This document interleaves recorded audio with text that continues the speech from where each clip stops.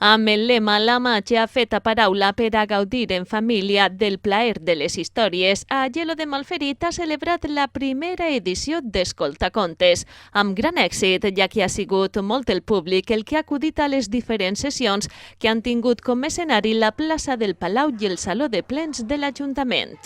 I és que el programa ha estat molt complet amb 3 narracions diàries. En la primera jornada, Margarita del Mazo va representar los cuentos de la Caracola.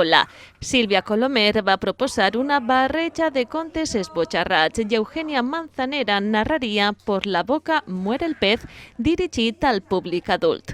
Al segon dia, les narracions foren matinals, encetades novament per Eugenia Manzanera i el conte Ábrete libro, destinat a aquesta bebès i xiquets de primera infància.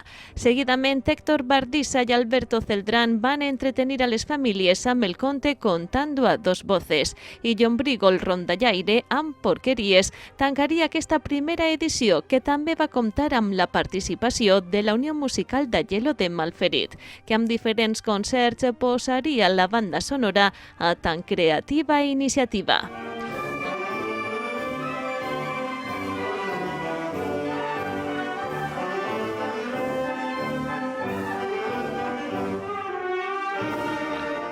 Tots els contes narrats van estar a la venda i en presència dels autors per signar exemplars. Aquesta activitat ha estat organitzada per l'Ajuntament d'Aielo de Malferit, l'Institut Intercultural de la Narració Oral i el Llombrigo el Rondallaire, amb la col·laboració de l'Àrea de Cultura de la Diputació, el SARC i Va de Cuentos.